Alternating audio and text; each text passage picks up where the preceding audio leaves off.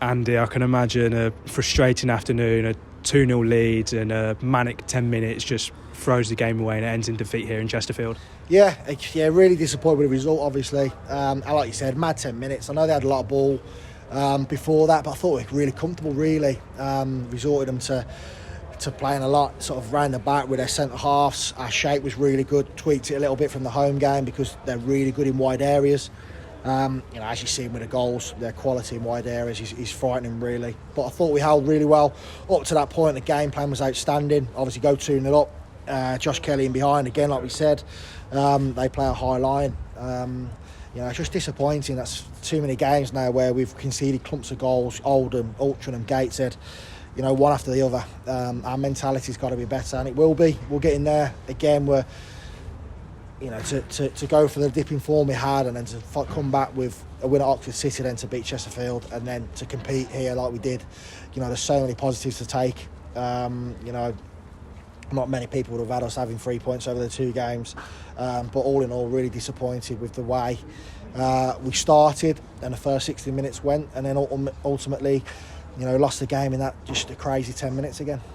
And then some of the many positives in that performance was obviously the defensive performance. John Benton again out of position with Colclough and Dobra down his throat for pretty much 90 minutes. He'd done ever so well, and obviously Nick Hayes putting out a number of mental saves to keep us in it, and Clarkey again putting his body on his line. How good is the atmosphere between the defence just working with each other? Yeah, brilliant. I think Hazy and Witts have come into that sort of back line. Have been fantastic. Bent's has put into some absolute great shifts. He's the best winger in the league by none, and Bent's has done that fantastically well against him out of position. I think we're getting back to what we're good at for the first spell of the season. First 15-20 games of the season, we were hard to beat. We've got quality. We've scored in every game this season. We've scored 4 goals against a top team in Chesterfield. We've always got goals in us. It's just getting that defensive balance and shape right. We tweaked it a little bit from the home game, and it worked perfectly well for 60 minutes.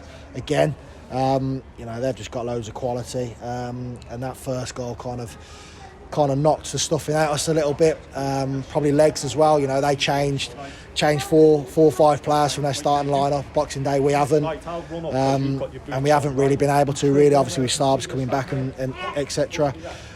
So we're getting there. We're getting bodies back. Hopefully Jay Ben and Newts aren't far away as well, which is great news for us. So we're getting our squad back together. We can change things in game now as well. We can start resting players when we need to. We've got a massive January coming up with Gateshead away, Halifax away on the horizon. So we're going to have to utilise that squad. But as I said, loads and loads of positives to take from that, and belief. Just that mentality shift we've got to be better in terms of when we do concede goals, and I'm sure we will.